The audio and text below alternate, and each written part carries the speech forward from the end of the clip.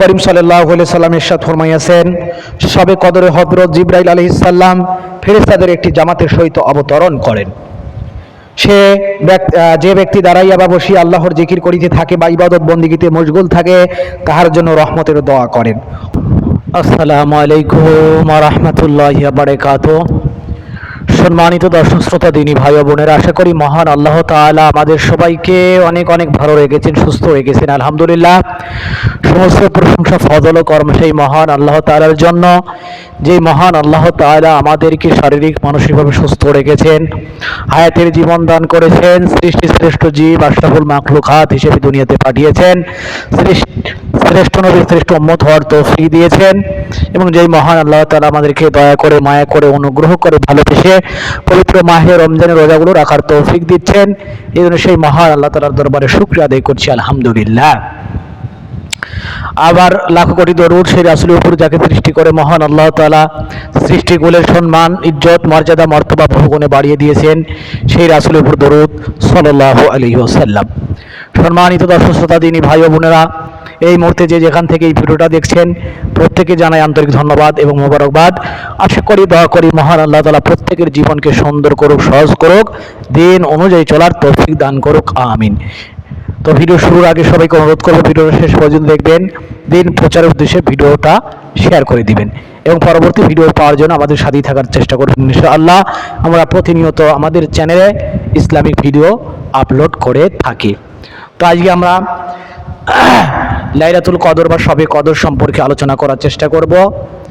শবে কদর এমন একটি রাত্রি, বা লাইলাতুল কদর এমন একটি রাত্রি যা কিনা হাজার মাসের চেয়ে উত্তম। অর্থাৎ কোনো ব্যক্তি, কোনো বান্দা যদি এই শবে কদরের রাত্রিতে বা লাইলাতুল কদরের রাত্রিতে ইবাদত বন্দি করতে পারে, সে যেন একাধারে হাজার মাস এইভাবে আল্লাহ তাআলার ইবাদত বন্দিগিতে এভাবে কি কাটালো বা অতিবাহিত করলো। আর হাজার মাসের হিসাব করলে হয় 83 বছর 4 মাস। আল্লাহ তাআলা এর চেয়ে উত্তম আমল, মানে নেকি ওই ব্যক্তির আমল নামায় দান করবেন। এই জন্য এই রাতটা অত্যন্ত গুরুত্বপূর্ণ এবং ফজিলতপূর্ণ রাত। এই জন্য আজকে আমরা এই রাত সম্পর্কে হাদিসের মধ্যে থেকে বিস্তারিত জানার চেষ্টা করব ইনশাআল্লাহ। তো চলুন কথা না বাড়িয়ে আমরা মূল আলোচনার মধ্যে প্রবেশ করি। করিম সাল্লাল্লাহু আলাইহি সাল্লাম ইরশাদ ফরমাইয়াছেন, শবে কদরে হযরত জিবরাইল আলাইহিস সালাম ফেরেশতাদের একটি জামাতের সহিত অবতরণ করেন। যে ব্যক্তি দাঁড়াইয়া বা বসিয়া আল্লাহর জিকির করিতে থাকে বা ইবাদত বন্দিগিতে মশগুল থাকে, তাহার জন্য রহমতের দোয়া করেন। অতঃপর যখন ঈদুল ফিতরের দিন হয়, তখন আল্লাহ তাআলা ফেরেশতাদের সামনে বান্দাদের ইবাদত বন্দিগি লইয়া গর্ব করেন, কেননা ফেরেশতারা মানুষকে দোষারোপ করিয়াছিল। অতঃপর আল্লাহ তাআলা জিজ্ঞাসা করেন, হে ফেরেশতারা, যে মওজুদ নিজ দায়িত্ব পুরোপুরি আদায় করিয়া দেয়, তাহার বদলা কি হইতে পারে? ফেরেশতারা আরজ করেন, হে আমার রব, হে আমাদের রব, তাহার বদলা এই যে তাহাকে পুরা পারিশ্রমিক দেওয়া হোক। অতঃপর আল্লাহ তাআলা ইরশাদ করেন, হে ফেরেশতারা, আমার বান্দা ও বান্দিগণ আমার দেওয়া ফরজ হুকুমকে পরিপূর্ণভাবে পালন করিয়াছে, আদায় করিয়াছে। এখন উচ্চস্বরে দোয়া করিতে করিতে ঈদগাহের দিকে যাইতেছে। আমার ইজ্জতের কসম, আমার প্রতাপের কসম, আমার বকশিসের কসম, আমার সুমহান শানের কসম, আমার সুউচ্চ মর্যাদার কসম, আমি তাহাদের দোয়া অবশ্যই কবুল করিব। তারপর বান্দাদের প্রতি লক্ষ্য করিয়া বলেন, যাও, আমি তোমাদের গুনাহসমূহ মাফ করিয়া দিলাম এবং তোমাদের গুনাহগুলিকে নেকির দ্বারা বদলাইয়া দিলাম।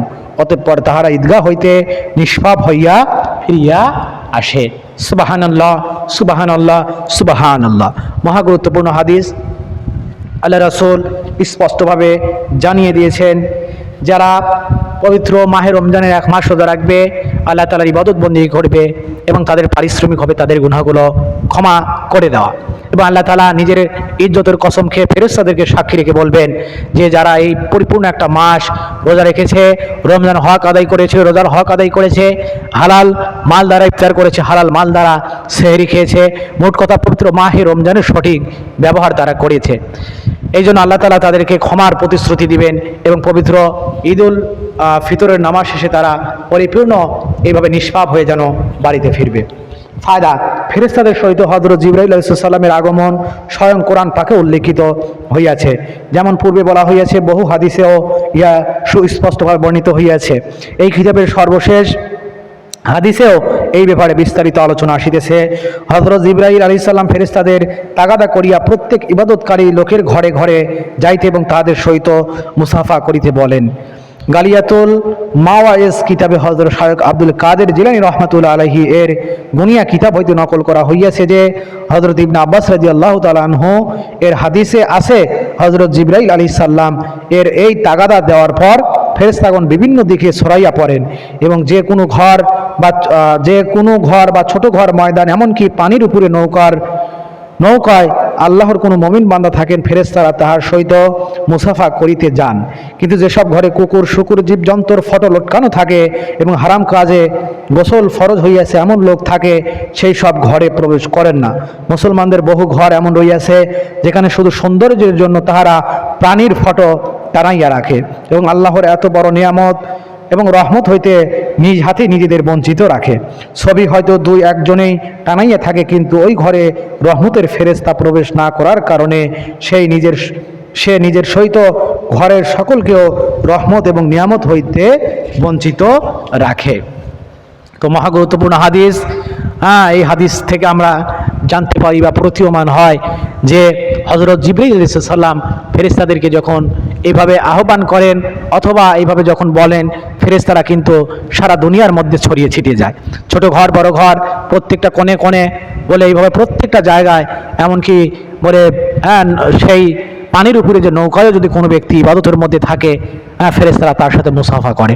কিন্তু যেই ঘরে ছবি আটকানো থাকে, লটকানো থাকে, জীবজন্তুর ছবি থাকে এবং যেই ঘরে এভাবে অপবিত্র অবস্থায় থাকা, অর্থাৎ গোসল ফরজ হয়েছে কিন্তু গোসল করা হয়নি, এমন যদি কোনো ব্যক্তি কোনো ঘরের মধ্যে থাকে, পরে সেই ঘরে কিন্তু ফেরেশতারা প্রবেশ করে না, যার কারণে তারা রহমত থেকে নিয়ামত থেকে বঞ্চিত হয়।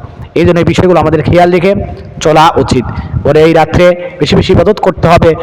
এইভাবে পবিত্র একটা মাস, রমজানের একটা মাস বলে আমাদেরকে কদর করতে হবে, এই মাসের গুরুত্ব দিতে হবে, এই মাসের সহি ব্যবহার আমাদের করতে হবে, রমজানের হকগুলো আদায় করতে হবে, রোজার হকগুলো আদায় করে আমাদের চলতে হবে। যদি চলতে পারি, আল্লাহ তাআলার ওয়াদা আছে যে আমাদেরকে এইভাবে পবিত্র এক মাস রোজা রাখার কারণে, হকগুলো আদায় করার কারণে এইভাবে আল্লাহ তাআলা আমাদেরকে পরিপূর্ণ গুনাহমুক্ত জীবন দান করবেন।